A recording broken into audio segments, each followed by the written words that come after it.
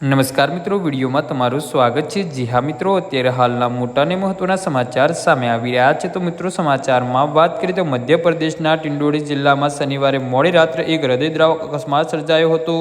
જબ્બલપુર Amarkantak national highway પર તિરાકાલાબ ગામ પાસે એક બેકાબુ ટ્રકે રસ્તાના કિનારે ઉભેલા લોકોને અડબેટે લેતા 6 લોકોના ઘટના સ્થળે જ કમકમાટી ભર્યા મોત નીપજ્યા છે, જ્યારે એક વ્યક્તિની હાલત ગંભીર છે।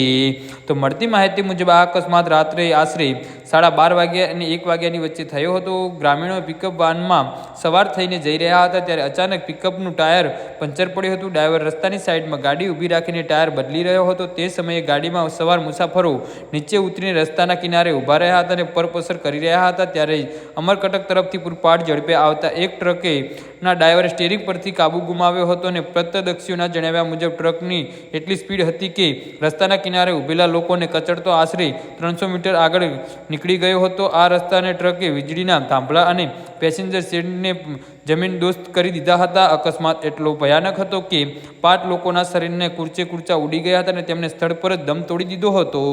જી હા મિત્રો, તો આના વિશે તમારું શું કહેવું છે તો નીચે અમારી કમેન્ટ બોક્સમાં જરૂરથી જણાવજો અને અમારી યુટ્યુબ ચેનલને સબસ્ક્રાઈબ કરવાની ભૂલતા નહીં। ધન્યવાદ।